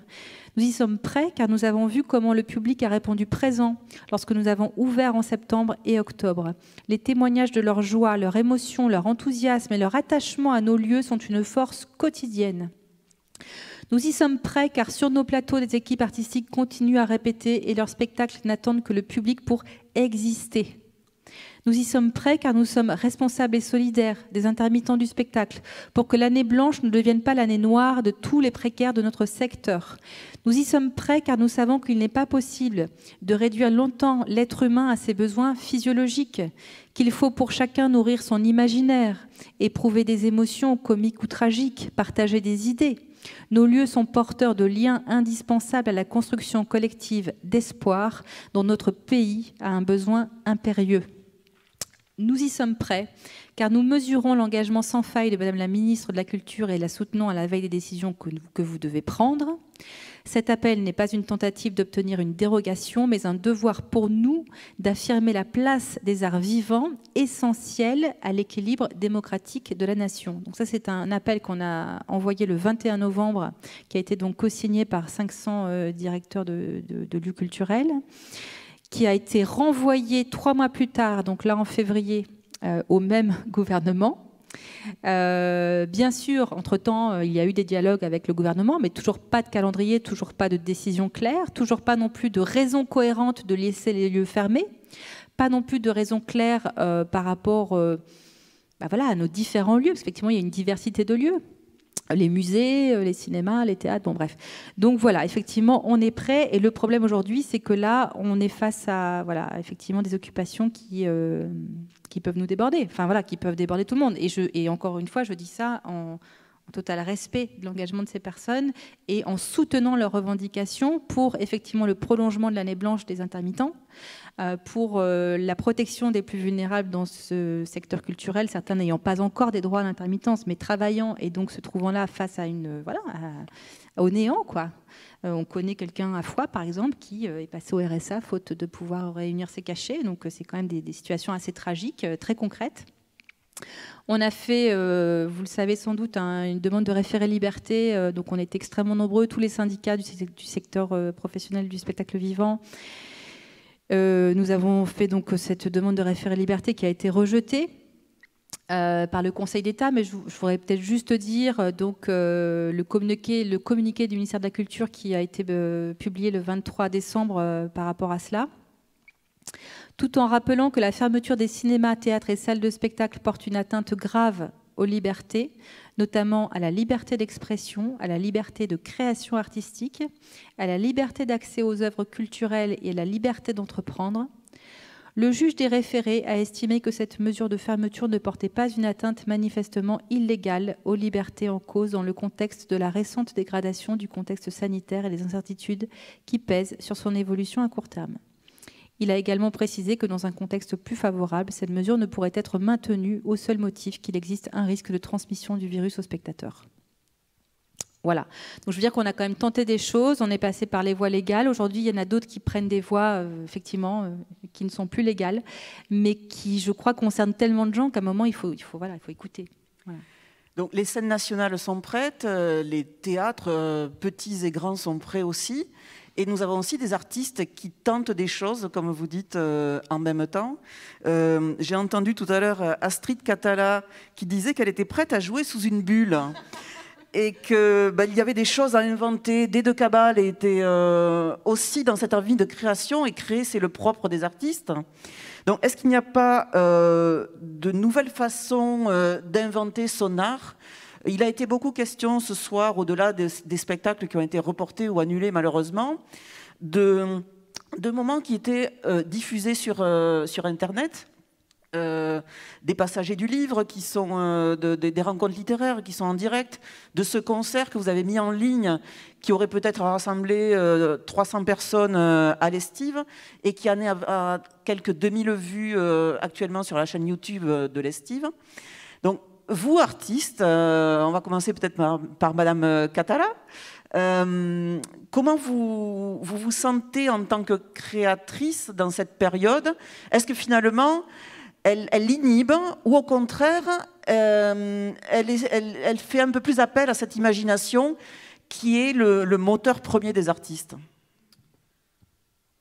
Je dirais que c'est pas qu'il n'y a pas de différence, mais je crois que, en tout cas pour moi, et je rejoins pour ça ce que disait Déde Cabal tout à l'heure, il est peut-être encore plus temps aujourd'hui de se repositionner soi-même. C'est vraiment très très personnel ce que je dis. Quelle place, en effet, j'occupe? Pourquoi? Quel sens ça a? Et je ne pense pas à un monde d'après, parce que c'est le monde de maintenant, en fait. Et si le monde d'après doit être pire que celui d'avant, et qu'on ne prend pas la peine d'analyser ce qui ne fonctionnait pas non plus avant, ça ne changera pas. Il me semble que, oui, besoin de créer, oui. Comment dire, quand j'ai démarré, j'allais dire, mais il n'y avait pas de crise sanitaire, et pourtant, les difficultés, les embûches étaient finalement assez considérables aussi. Quand on démarre, et heureusement que justement, j'espère que la jeunesse ne va pas se dire, ne va pas se rétracter, parce que si la jeunesse se rétracte, alors c'est la fin des haricots. Au contraire, moi je me souviens qu'à 20 ans, qu'on puisse le faire ou pas, qu'on puisse jouer ou pas, on y allait quand même, et puis on n'attendait pas de toute façon d'avoir une certitude pour pouvoir continuer. Donc voilà, je crois qu'il faut y aller, il faut continuer à, enfin il faut, non pas il faut, mais que chacun trouve en lui les forces nécessaires qui vont lui permettre d'accomplir ce pourquoi il est là. Et quand il y a des rencontres qui se font et des possibilités, en effet, s'immiscer là-dedans non, moi, ça ne m'a pas ni inhibé, ni désinhibé, mais au contraire, remise face aussi à ce que je suis dans un système qui est global et qui me dépasse, parce que ce que ça vient révéler, c'est des dysfonctionnements qui sont là depuis bien plus que la crise sanitaire. Donc, comment on fait avec le monde tel qu'il est, surtout, et comment on participe à son évolution, chacun à son échelle. Et après, de façon très concrète, il me semble qu'il y a un rapport qui doit être rendu fin mars, si je me rappelle bien. Et à mon avis, voilà, il n'y aura peut-être pas de solution gouvernementale avant la remise du rapport. Ça me semble logique. Tout à l'heure, Déde Cabal parlait dans ce qu'on peut faire à son échelle, peut-être de partager les temps de répétition, les scènes. Est-ce que cela incombe aux artistes de s'arranger avec le temps et de faire plus vite, d'être peut-être dans une forme de production qui est à l'opposé du temps que peut demander la création, ou c'est à l'État, aux scènes nationales, au théâtre privé et public d'inventer autre chose aussi? Je sais pas si j'ai du son. Oui. Je pense que ça questionne le statut simplement de l'artiste, parce que on n'a pas attendu la crise de Covid pour considérer que les artistes étaient non essentiels. Je veux dire, les artistes savent, c'est peut-être la chance qu'on a par rapport à beaucoup d'autres, on sait depuis toujours que il y a un caractère, c'est pas acquis pour nous d'être essentiel, déjà être utile en fait, c'est-à-dire qu'on nous accorde pas facilement cette dimension-là dans notre travail. On parle souvent du besoin de reconnaissance de l'artiste, mais c'est parce qu'il l'a pas en fait. Et c'est pas acquis, c'est pas quelque chose qui est acquis en fait. Quand on est boulanger, ou vous voyez, quand on a un emploi plus conventionnel. Quand on est artiste, c'est pas quelque chose qui est acquis de toute façon. Et en fait, cette précarité quelque part, je pense que ça met le doigt. Ce qui se passe actuellement, à mon avis, met le doigt sur ce qui était déjà là auparavant.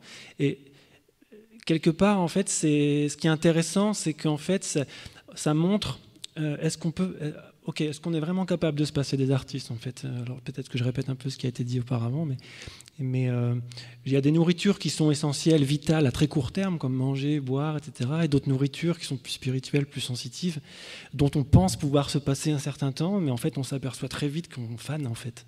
Au bout d'un moment, on fane, et donc ça pose la question de qu'est-ce qui est essentiel et qu'est-ce qui n'est pas. Et en ce sens-là, je pense que ça serait intéressant que collectivement la société se pose la question de quelle place elle fait aux artistes en général, en fait. Et voilà. Est-ce que vous croyez vraiment que ce n'est pas acquis? Parce que si on se place d'un point de vue purement économique, finalement, les artistes, et on le voit avec les festivals, les spectacles d'été, participent énormément à la richesse de ce pays, et notamment à l'attrait touristique de ce pays. Est-ce que, d'une certaine manière, les artistes ne se flagellent pas en donnant crédit au discours selon lequel ils ne seraient pas essentiels, alors qu'au contraire, ils montrent depuis des années et des années dans le PIB de la France qu'ils sont essentiels au pouvoir d'attraction touristique de ce pays? Bien sûr, pour moi, ils sont essentiels, bien sûr, et je pense que beaucoup de gens le savent. Mais, comment dire, mais si vous voyez, il y a un peu une hypocrisie quand même, parce que quelque part on dit que l'artiste est indispensable, mais en même temps on lui offre pas force. Enfin, il y a les artistes qui ont la chance d'être intermittents, il y a beaucoup d'artistes qui n'y parviennent pas pour plein de raisons.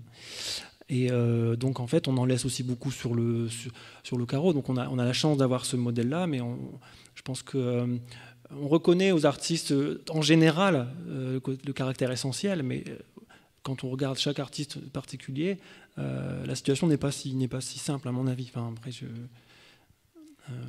voilà. D'accord. Une question qui s'adresse à tous. Est-ce que parmi vous, il y en a qui ont mis en ligne leur création dans cette période? On parle beaucoup du numérique comme outil de diffusion de la culture en attendant de retrouver les salles. Est-ce que c'est la panacée? Est-ce que ce n'est pas un faux ami, ce numérique, quand on sait que le numérique va souvent aussi avec la gratuité?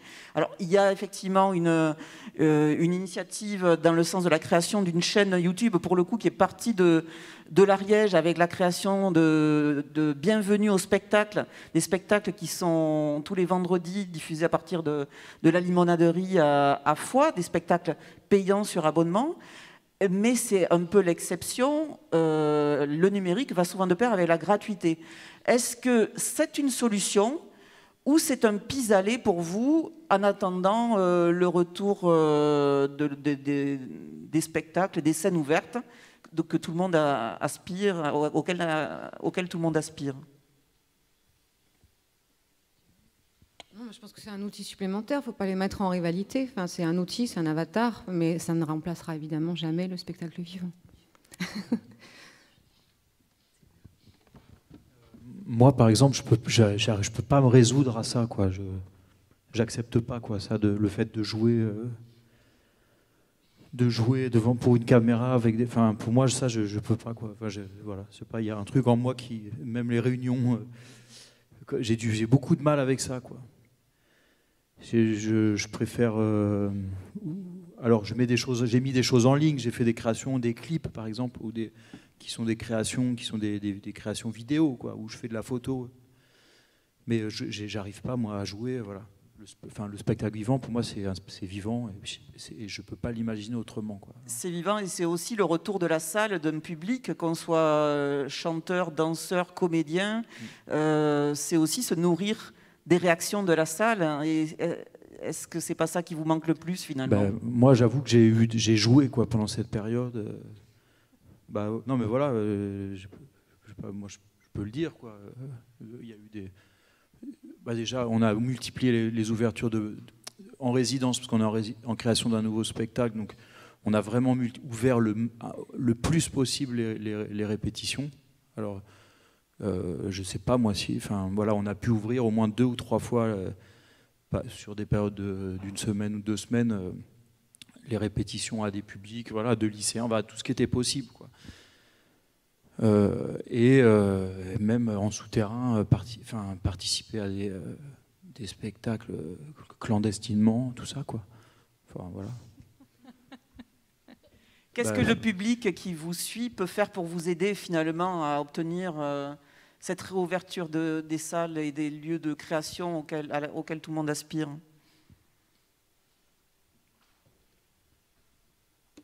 Je vais répondre à la question du virtuel. Je vous en prie. Oui. Donc oui, je voulais juste m'exprimer par rapport au virtuel. Le virtuel restera toujours du virtuel. C'est pas du physique, c'est pas du concret, c'est pas du charnel. Ça vient encore de toute façon nourrir des plateformes qui s'en nourrissent, qui se font de l'argent parce que c'est Internet et parce que ça pollue, parce qu'il y a des moteurs énormes à travers le monde pour faire tourner tout ça. Enfin bon, voilà, je ne vais pas faire une leçon d'écologie ici, mais les moteurs de stockage, de mémoire, de tout ça. Bon, bref. Ce que je veux dire, c'est que d'un point de vue humain, le virtuel ne pourra jamais compenser cette rencontre humaine simple qui se fait entre nous et qui est nourrissante. Comme un enfant a besoin d'être contre le sein de sa mère quand il naît. Sinon, l'enfant, il va pas, s'épanouit pas vraiment. Il peut avoir une envie de mourir. Et après, on fait les thérapies pendant des années parce qu'on comprend pas ça, parce qu'on n'a pas eu ça quand on était bébé. On a le virtuel, c'est sympa. Moi, je l'utilise. Certes, c'est un outil, mais jamais ça ne viendra remplacer cette rencontre-là. Et c'est mortifère, c'est moribond. Et ça crée une dépression dans notre société, une dépression en nous aussi, si on n'est pas suffisamment fort, parce qu'on est artiste, on a besoin d'être sur scène. Moi, je n'ai quasiment pas joué de toute l'année 2020. Ça ne m'a pas empêché. Moi, j'ai une imagination débordante, donc je m'en sors pas mal au niveau de l'imaginaire. J'habite dans la campagne, je m'en sors pas trop mal dans ce moment de crise. Mais lorsque je suis monté sur la scène de l'Estive et que j'ai eu la chance de jouer avec ces musiciens et ces musiciennes et de rencontrer tout le monde, ces techniciens, j'ai ressenti une joie énorme que je n'avais pas ressentie depuis tellement longtemps, et je me suis presque questionné en me disant mais qu'est-ce qui m'arrive, pourquoi je suis heureux tout d'un coup, pourquoi j'étais tellement bien installé dans ma dépression là, mais parce que j'ai simplement vécu. Et puis pour un artiste, on a un petit ego quand même, on a besoin d'être vu, et on a besoin de donner généreusement. Le public a besoin de recevoir. Le public qui nous a vus sur YouTube, je sais qu'il a été touché, c'est merveilleux, mais si le public avait pu être ici, assis dans cette salle et recevoir ce qui s'est passé, il y a d'applaudir pour de vrai. Je sais que chacun l'aurait vécu de manière beaucoup plus puissante. Donc le virtuel, c'est une solution, c'est un outil, mais en rien, jamais en rien, ça ne viendra remplacer la vraie vie, quoi. Et donc, moi j'ai envie de paraphraser un artiste que j'aime énormément, que j'ai trop méconnu pendant longtemps, et qui est Pierre Perret, qui est extraordinaire. Et j'ai juste envie de dire, puisque je suis Maxence des oiseaux, rouvrez la cage aux oiseaux. Et vite, hein. Voilà. Belle image après le concert qu'on a entendu. Là, je vais relayer une question de Shakti Sikre, qui se présente comme médiatrice culturelle au Castelet de l'ancienne prison Saint-Michel à Toulouse. Alors la question s'adressait peut-être à Déde Cabal, que je ne vois pas. Ouais. De par votre proximité avec la maison d'arrêt de Foix, avez-vous déjà réalisé ou envisagé des projets de médiation culturelle avec des personnes incarcérées? Je crois Alors, que c'est du le coup, cas. je vais répondre. Oui, il y a bien évidemment eu des projets avec la maison d'arrêt. Alors, un peu avant mon arrivée, il y en a eu avec la compagnie Aléa, compagnie de cirque, qui s'est produite dans la prison. Et nous avions initié un projet avec Déde Cabal pour les personnes incarcérées dans la maison d'arrêt de Foix, un projet autour justement des paroles et des écrits qu'ils auraient pu échanger autour des masculinités, donc cette question qui occupe D, qui malheureusement n'est pas là, mais il va nous rejoindre plus tard. En tout cas, c'est un projet qui n'a pas pu se faire, parce qu'à chaque fois qu'il allait commencer, il y avait des nouvelles restrictions qui tombaient. Et vous imaginez que dans un lieu comme une prison, c'est extrêmement important, enfin nécessaire pour le coup de suivre très scrupuleusement toutes les consignes de sécurité sanitaire. Et à chaque fois, vraiment, chaque fois que ça a pu être relancé, ça a été interrompu. Donc c'est vrai que c'est une grande frustration pour nous et pour D aussi. On avait prévu aussi qu'il puisse faire sa conférence slamée à l'intérieur de la prison. Bon, évidemment, ce n'est que partie remise. Bien sûr que ça nous importe beaucoup de travailler dans la maison d'arrêt de Foix. Merci. Des questions aussi, une question de Célia sur la suite du programme. Qu'est-ce qui est prévu pour la fin de l'année? Alors Célia avoue son penchant pour le théâtre, les concerts et les one-man shows. Ah. Alors tout dépend de quand on va rouvrir. Ce qui est certain, c'est qu'on va avoir une programmation encore plus dense sur les derniers mois de la saison, puisque je vais reporter des spectacles autant que possible. Et il y aura une programmation additionnelle cet été qui est en cours de construction. Voilà. Alors effectivement, il y aura un peu toutes les disciplines, mais c'est vrai que la musique voyage plus facilement.